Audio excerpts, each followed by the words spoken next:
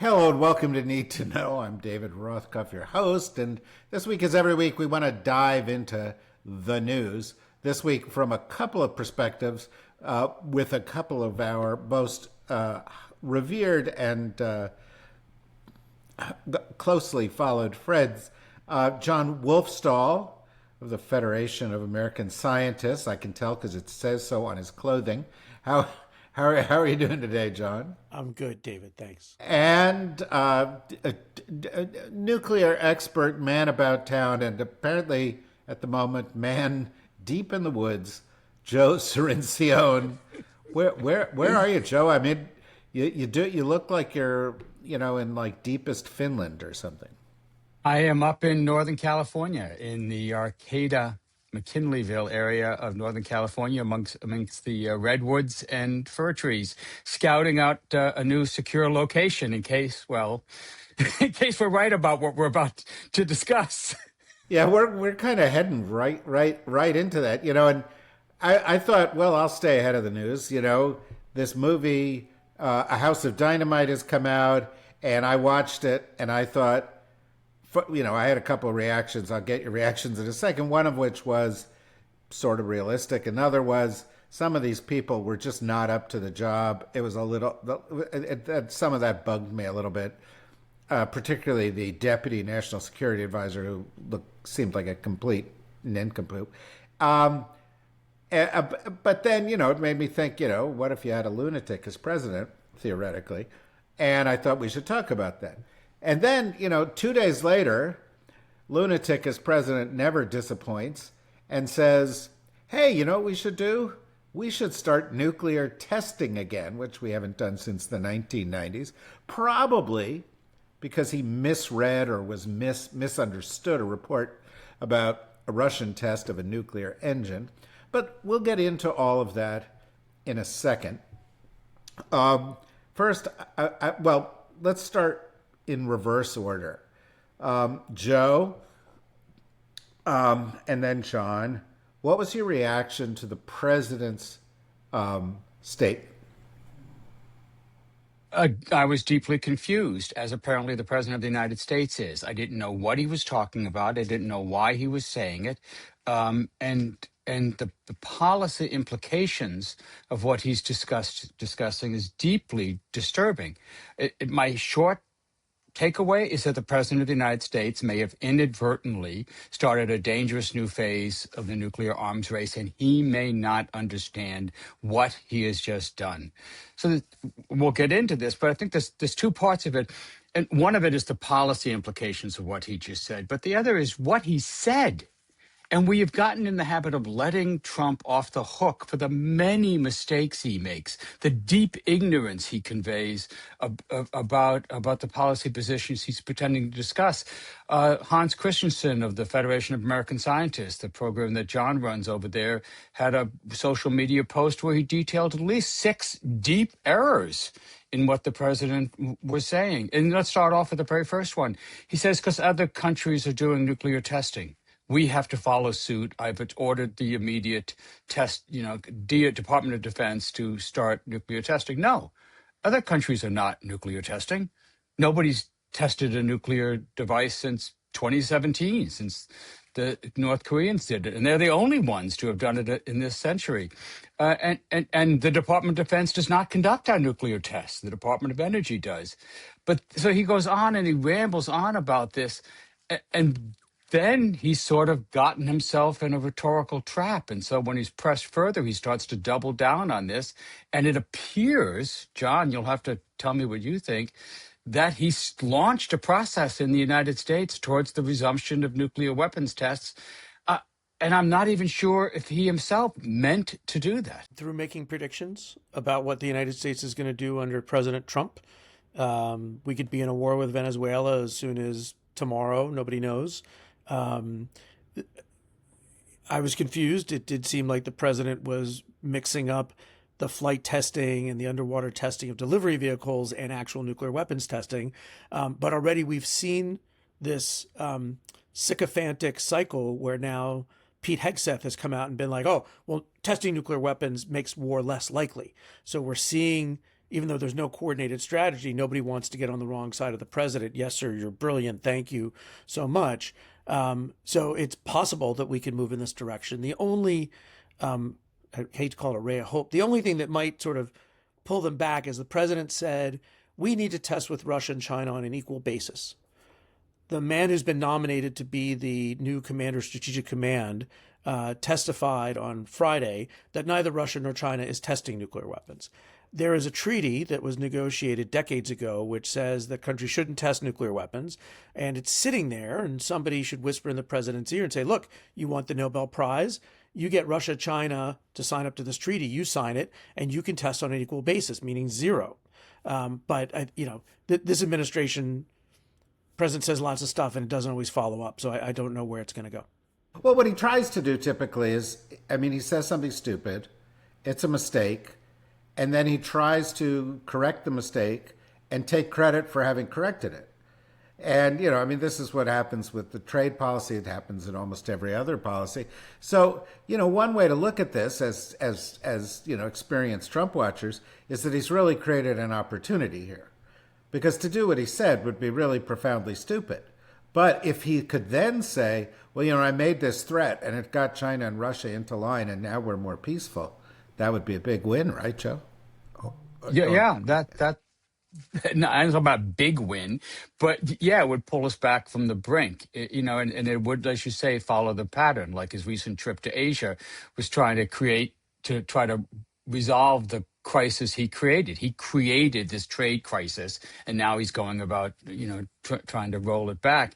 In the same way, he's amping up the nuclear arms race, and if he could pull it out with some conciliatory gesture or some agreement with Russia, for example, to extend the New START treaty, which expires in less than 100 days, or if you can get China into some kind of strategic stability talks, hey, that's our ray of hope, that he might stumble into a more positive path.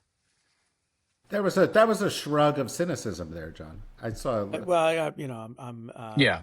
I'm getting ahead of the curve here. Look, the president has said thousands of things which are just sort of off the wall, and says in 2 weeks I'll have a plan, and then we're still waiting for his healthcare plan. We're still waiting for infrastructure week. So he just tore down the East Wing last week, and we've forgotten about that. So it's possible that this might just be forgotten. But I think the larger point is to take a step back here and take a look at what's happened just over the last couple of weeks. President has said we're going to restart nuclear weapons testing. Russia has tested a nuclear-powered, nuclear-tipped cruise missile, a nuclear-powered, nuclear-tipped underwater torpedo that can go thousands of miles. Russia and NATO held parallel dueling nuclear weapons exercises in Europe and in Western Russia. The United States conducted 4 tests of its Trident D5 submarine-based ballistic missiles. This is just in the last month, right? This is what an arms race looks like. I'm sort of tired of the debate, like, I have friends in the Pentagon or Joint Chiefs or the Defense Department. This is not an arms race. We're not increasing the numbers. We're just sort of maintaining our deterrence. We're in a multifaceted arms race where every country, no matter what they do, provokes a response by their adversaries. You guys, I was just a kid, but you guys lived through the Cold War, and it seemed a lot like this. I just got the tail end and fixed it. But, this is an incredibly dangerous period. And it's with a president who doesn't really understand what he's saying. At least, Ronald Reagan, Nixon, Carter understood to be cautious when it came to talk about nuclear weapons. And this guy just sort of shoots from the cuff. Let me ask you a question, Joe, and it's a serious question. Did you hire John at one point? He did indeed. He was our deputy director at the Carnegie Endowment.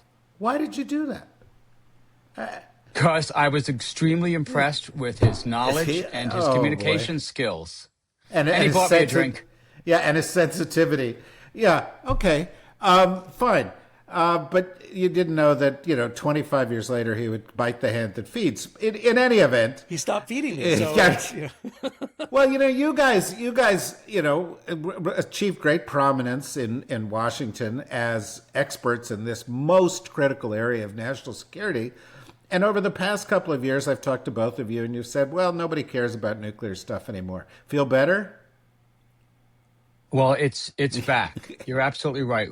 Most of us, most of the public, most Americans thought that the nuclear arms race was over and nuclear weapons were a thing of the past, but they never went away. We reduced the arsenals dramatically. We cut them by about 80% since the height of the Cold War, but these issues are still there. And as John says, we're in a new nuclear arms race. And that's why I use the phrase Trump may have kicked off a new phase of the nuclear arms race we're in, but we're in it. There's 9 nuclear armed countries in the world. Every single one of them is building new nuclear weapons. Some are enlarging their arsenal. Some are, like the United States, modernizing them. That is, building new generations, new versions of the weapons that they have. And Trump is pouring gasoline on the fire. Could we talk just for a minute about why we don't test nuclear weapons anymore? Sure, if you like. Sure. Just a second, just so we get the record straight. Since 1945, since we exploded the first nuclear weapon in the test at Los Alamos, depicted dramatically in the Oppenheimer film, we've tested 1,054 times. That's more than all the other countries in the world combined. We accumulated a vast scientific knowledge of nuclear explosions and their dynamics, so that in 1992, we stopped testing.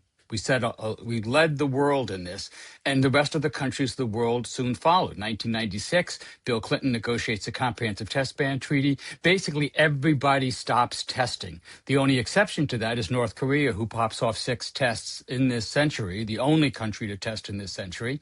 And it's one of the reasons they're considered a rogue state, because they're outside the norm. And the reason we don't test is because we don't have to anymore. Because of the data we accumulated, because of our supercomputers, because of sophisticated modeling that we do, we can do computer modeling of nuclear tests. We can gain all the information we need. And as the lab directors, as John well knows from his time at the Department of Energy, every year they certify that our nuclear stockpile is safe, reliable, and effective. So we don't need to test. So Trump, by saying that we're going to test again, is actually doing a favor for China and Russia. Russia would immediately follow suit. China, which has only conducted 45 tests, would immediately start testing. India, Pakistan have been itching to test more. Even Israel, who has, as far as we know, secretly conducted only 1 test, might be interested in testing again. So that's what you're worried about here. Not that this president, so profoundly ignorant, could start a new phase of the arms race, but that it would be at the disadvantage of the United States. We don't benefit from this. We lose from this. Yeah, so let me. I'd like to sort of build on this, John, if I may. You could obviously pick up on what Joe has said here, but first of all, he said there are 9 countries with nuclear weapons. That's sort of an optimistically Joe positive, sunny statement because sort of Japan's 90% of the way there, and Iran's 93% of the way there, and I saw this shockaroonie of a story this morning or yesterday from somebody saying it may be that Iran's nuclear program is still going on, as the 3 of us once discussed, a couple months ago, that it's still going to be going on. Trump put out a social media statement on this, in which literally every single thing he said was wrong. He said we had more nukes and we don't, and Russians do, and blah blah blah. But the Chinese will soon have as many as we do. That's not actually their plan, right? They're planning to grow by more nuclear weapons than any country in recent history, but it'll get them from several hundred to 1,000, right? And we've got 6,000 or whatever it is. Okay, 5,000, and the Russians have 6,000, whatever it is. But the point is, even if China goes and does everything that they said they're going to do, they're going to be well behind in all of this.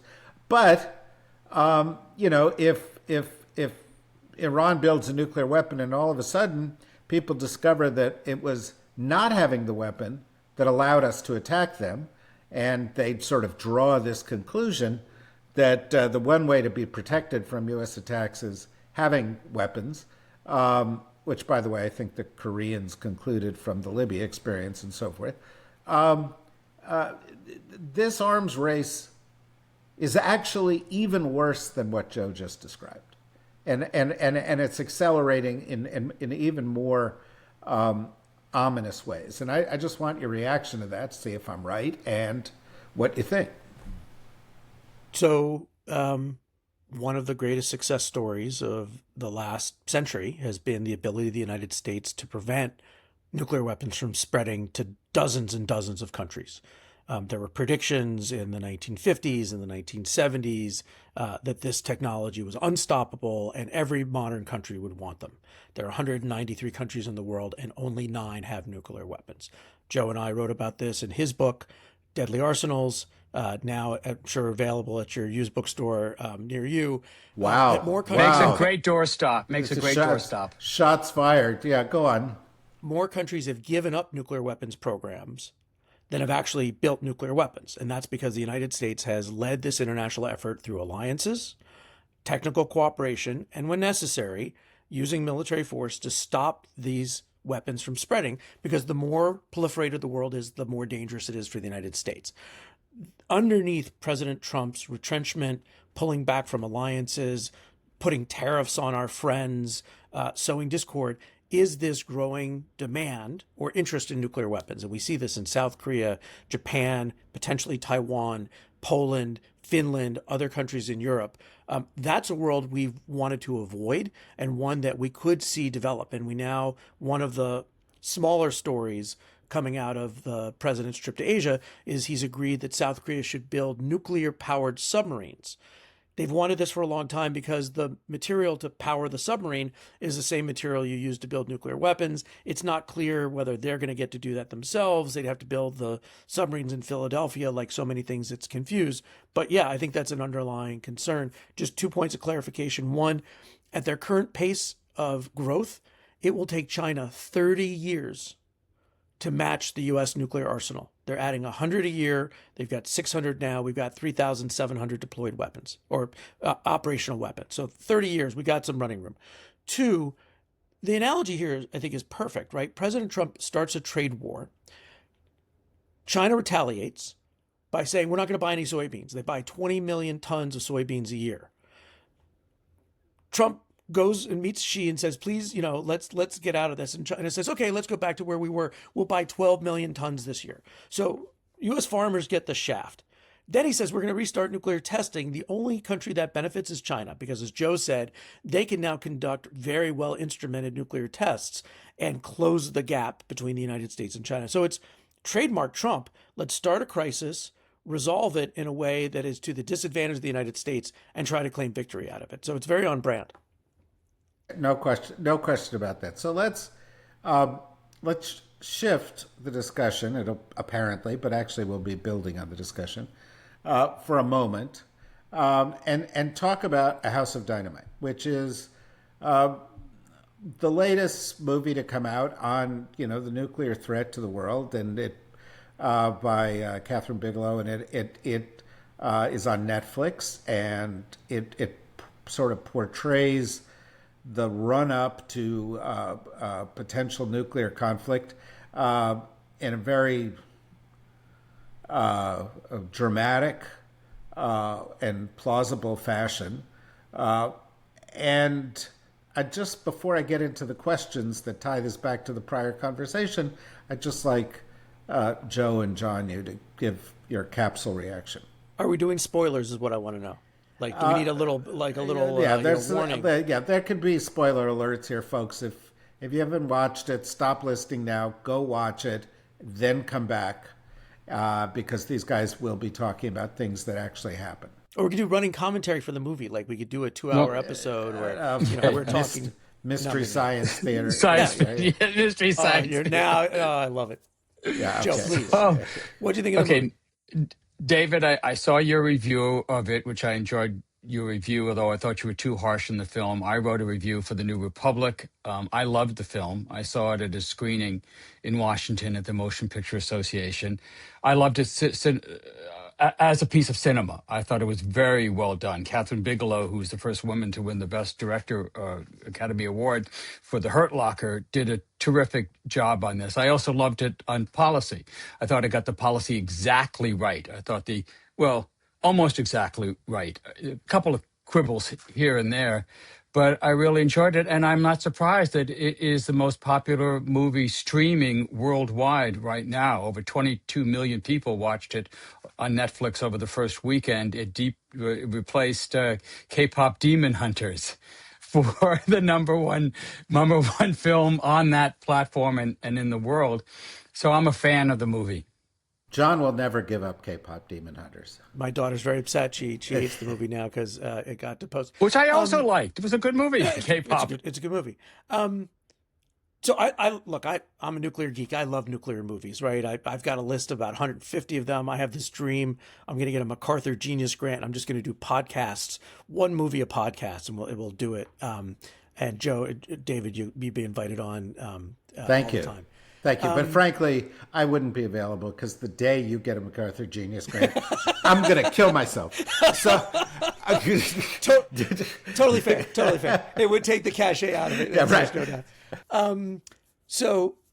First of all, I agreed with your interpretation, David, that I thought they sort of portrayed a few people as pretty dumb. I emailed John Feiner, the Deputy National Security Advisor for Biden. I said, don't watch the movie. You don't come off looking so good. Yeah, although they did name the Deputy National Security Advisor Jake, which I thought was a little pointed, but go on. You know, that'll go over the head of 99% of the viewers.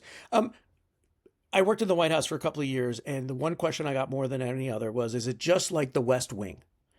And people get really disappointed when I say, no, actually, the West Wing is nothing like working in the White House. The West Wing is much bigger. Nobody walks like that. You know, there's not a lot of talking and nothing gets solved in 45 minutes. This movie captures the look and the feel of the Situation Room, of the helicopter, of the bunkers. They make the nuclear handbook, the black book with all of the launch options for the president, look exactly like the nuclear handbook. So if you want to get a sense of what it's like to be at Strategic Command, as a piece of cinema, they do a fantastic job. There are some real problems with the movie in terms of nuclear geekdom, but for the public to understand what these pressures are like and how dangerous it is, I think the movie does a really good job. Yeah, but I bet, Joe, you were really happy to see the anti-missile system not work. We've had a lot of really great films about the idiocy of nuclear posture. Dr. Strangelove, of course, is the most famous, but we've never had one that really goes into the missile defense aspect, even though we've been pursuing an effective missile defense since the first ballistic missile was launched. And Ronald Reagan started his SDI program, the Star Wars program, in '83 when I was a staffer on the House Armed Services Committee. So I've been following missile defense for over almost 40 years now. This nails it. It gets it right on several aspects. One, most officials and most of the public, polls show about 56% of the public, think we have a missile defense system that works. But as the movie shows, we have a missile defense system. It does not work. It doesn't really have a chance of working. Or as the movie shows, it's a coin flip. And that's because these 44 ground-based interceptors that we've deployed mostly in Alaska, a few of them in California, not far from where I am, actually. By coincidence, purely by coincidence. By coincidence. Does that mean you can write off the trip, Joe? Is that how it's a write-off? Yeah. I don't have a business anymore. As of right now, it's a write-off. Yeah. So in these tests, which have been scripted for success, carefully staged tests where the interceptor officers know exactly what target is going to be coming at them, when it's going to be coming. They conduct them only during the day, so the sunlight illuminates the target just perfectly. Even in those tests, it works approximately 55% of the time. And as the movie shows, in a more realistic scenario where there's a surprise where it's suddenly coming at you, it's most likely that this system will completely fail. And that's what it shows. And I applaud the film for doing that. The other big theme, of course, is that these nuclear weapons are still around. And we are living under this nuclear sword of Damocles still. And we haven't done enough to prevent this kind of scenario from happening. Okay, so I'm going to go from light spoiler alerts, and we're pretty far into spoiler alerts here, to heavy spoiler alert because it's sort of core to my perception of this. And I want to ask you, John, in the movie, once the interceptors don't work, it's clear that this one rogue missile from this one undetermined location is going to hit Chicago, and 10 million people are going to die, or something to that effect. Um, uh, it then comes down to a lot of pressure on the president to make a decision about this, right? And of course, you have some junior staffer talking to the Russian foreign minister because where was the Secretary of State? I don't know. But you've got a bunch of stuff happening that to me struck me as kind of a little bit bullshitty. But at the very end, we get into the game theory of this, right? And he's got people advising him, including Carrie Coon's husband, Tracy Lett, the general, who's sort of in charge of Stratcom, saying, if we don't respond now, then they can respond to us. And so you've got to do something. And then there's a lieutenant commander on the president's helicopter going, well, Mr. President, I call them rare, medium, and well done, but, you better do well done. And the president, at the very end, has the book open to the well done pages, and and he's given part of his authentication, and we're about to. And to me, the game theory of this actually doesn't work that way. The game theory of this is you absorb the blow, and you say, who did it? We're not going to, and you say, we're on alert, and we're ready to destroy everything until everybody stands down, et cetera, and you don't have a war. And it just seemed to me that it was wrong. And I just was interested in your reaction. They do play this out a little bit in the movie, right? The conversation with the deputy national security advisor, and he tries to get the Russians to commit not to do anything. My 16-year-old son, when we talked about this, said, well, once the Russians and Chinese see us launching our airplanes right. and getting ready, aren't they gonna go all out? And I was like, Jacob, you understand this better than most most Donald politicians. Trump. Right. No, that's true. So all of this assumes that everybody gets every decision right all the time. And of course, the only thing that's certain is that human beings are going to screw up, and we're fallible. Not every time, but in this dynamic, yes, the president's being pushed, I think, very stereotypically by the military. In my experience, it's usually the chairman and the commander of strategic command that want to go slow. And, we've got time. And actually, in the Obama administration, we changed a lot of the nuclear operations so that the president actually can take more time. Even if the missile had been headed to Washington, the president knows he can ride out an attack, that he or his successor will still have the means to launch a response. But it's one of those questions that nobody knows the answer to because it is all theory. The Commander of Strategic Command and I have fought the same number of nuclear wars. And so some people will say, if you don't respond right away, then you're just inviting an overwhelming attack because you're weak. And other people, and I think rightly, will say, if you don't have to respond right away, you give yourself more time and you create more options, and they're still all available to you because this is only one missile. And while it's horrible that you lose a city, nothing's going to change. Well, also, that. if somebody launches 100 missiles at you, you actually have 20 minutes to respond to that. I mean, you've got some time. But even then, right. So this. I mean, if you want to get to the theory, since you clearly do, the United States could absorb a massive attack on all of our land-based systems and all of our command and control systems, and our submarines are still at sea, and they would have the ability to launch their missiles at our adversaries, which is partly why these things tend not to happen. Deterrence is really a thing, but deterrence relies on perfection. And at a certain point, the dice are going to come up craps, and you're going to get a missile that gets launched without permission. You're going to see blips on your radar like we have in the past, and people are going to get nervous. Or people are just going to lose their cool. And this is the story I tell. It's in Fred Kaplan's book. But during the simulation we did in 2016, just an exercise to test our communication systems, there was a cabinet secretary red-faced yelling that we absolutely had to go with a nuclear weapon right away, or else all of our allies would immediately go nuclear because our promise wouldn't be worth anything to them. And somebody had to tell them, look, just calm down, man. We're all friends here. But people get, understandably, pretty worked up. And that is, in fact, is... Go on. Go ahead. Well, that No, in no. fact is one of the dynamics that plays out in the film. Is that's part of their argument. We have to show resolve. That's why we have to go. And I agree with you that my inclination is to believe that if this was actually happening in real life, we would wait it out because it wasn't in fact threatening any. Well, one city would lose, but everything else would be intact. However, The in Pope would be pretty 1990. upset. He's a big White Sox fan, but Yeah. In 1995, we did have a very similar scenario play out, but with Moscow. The Norwegians launched a weather rocket, and the Russian faulty detection system thought it was a U.S. submarine launched ballistic missile heading for Moscow. And for the first time in the history of the nuclear age, the Russians opened up their nuclear football and went to Boris Yeltsin and told him we were under attack and that he had to launch Russian nuclear weapons immediately. Now, we don't know exactly what went on in that room, but we do know that Boris Yeltsin didn't believe them, and he did not launch. It turned out there was no nuclear attack. They closed the football. We escaped. But the pressures were there. The military was there. And in this film, even though the military is pressing, not necessarily they're pressing the president for a decision, there's no bad guy here. There's no villain in this movie. There's no Dr. Strangelove figure. Everybody is just doing their job. Everybody is just playing out their role. And that's Catherine Bigelow's point. Look at the system we have set up.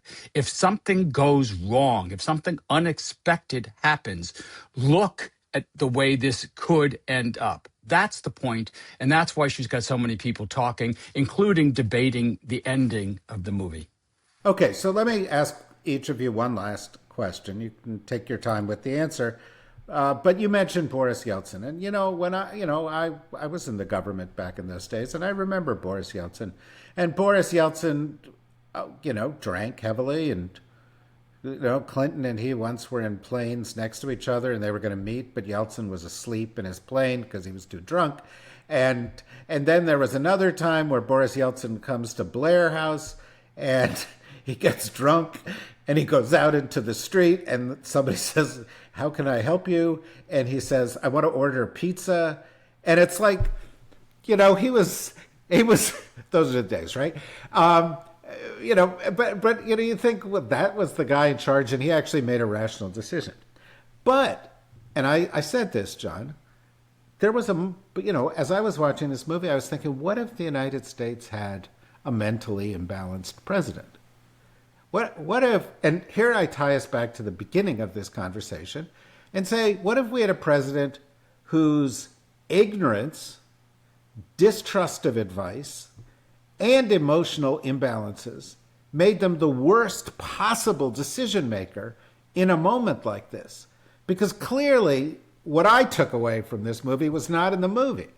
I mean, Idris was a little bit, as the British would say, wet.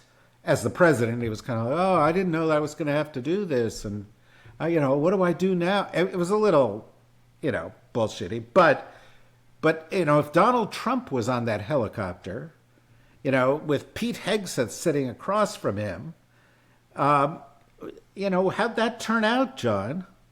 I have this image of Pete Hegseth going, "It's go time! It's go time!" This might be a little unexpected. Donald Trump, whether he is certifiably insane or just a thin-skinned narcissist, I think does instill caution for now among our adversaries. I think they don't know what he would do. And so as a result, you haven't seen Putin or Xi or Kim Jong-un take hyper-aggressive action.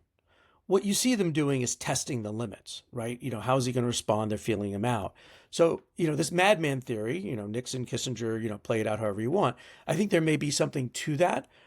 But I also think it is incredibly dangerous because there's going to come a period after the midterm elections, if we have them in 2026 and 2027, when people recognize that Trump's time is limited. And Russia or China are going to say, we're never going to have a better chance to break NATO. we're never going to have a better chance to seize Taiwan, because we know we could pick up the phone and say, hey, Donald, one, we don't want a war, neither do you. And two, we want to sign leases for the Trump hotels in the new Taipei or in the new Warsaw. So let's just cut a deal here. But that assumes everything goes right. Or that they get Trump on a good day. And I think we all know that that is not an assumption that we should bank on. But it doesn't matter who the president is, right? The conservatives thought that Joe Biden was so out to lunch, he couldn't be trusted with nuclear weapons either. And the fact is that, and I know this gets to Joe's, one of Joe's recent pieces of work, which is we shouldn't have nuclear monarchs. We shouldn't have individuals, let alone, autocrats, capable legally of launching nuclear weapons on a whim. There should be systems of control and limits to what they can do. The Russians at least have 3 people that need to be in on their nuclear launch process. They're all sycophants, but at least 3. The president could do it on his own. And that's not a system that any of us should feel comfortable with. Joe? Thank you, John. And we've talked, John and I have talked recently, because I'm working on a paper about what it means that 7 of the 9 nuclear weapon states now have authoritarian leaders, including the United States. What does that mean for the theories that we developed over these 80 years? And the short answer is it's not good. But your point is... Well, that spares me reading the paper. Yeah, right. You saved yourself another annual subscription to Foreign Affairs. Yeah, and I'm right. So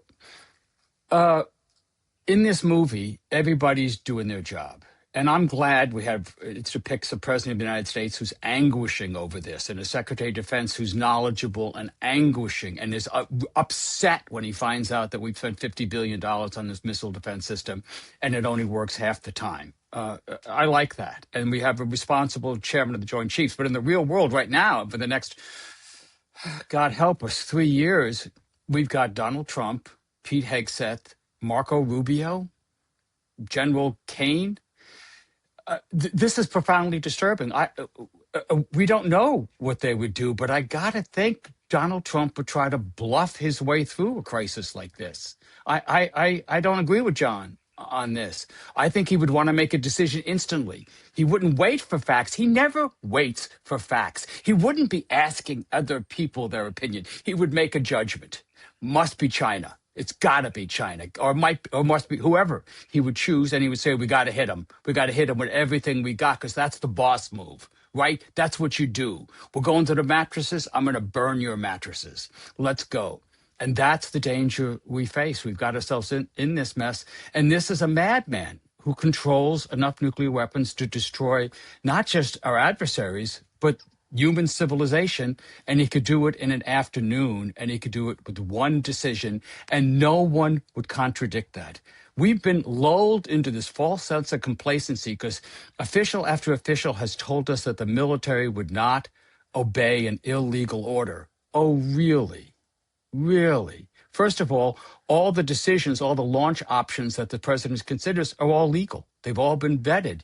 And second of all, look what's going on with our Navy in Venezuela. We have a whole military service implementing illegal orders. And if anybody questions it, like the commander of CENTCOM, they're fired. They're moved out of the way. Commander of Southcom. Right. Sorry. Right. So Southcom, yeah. No, this film should make you uneasy.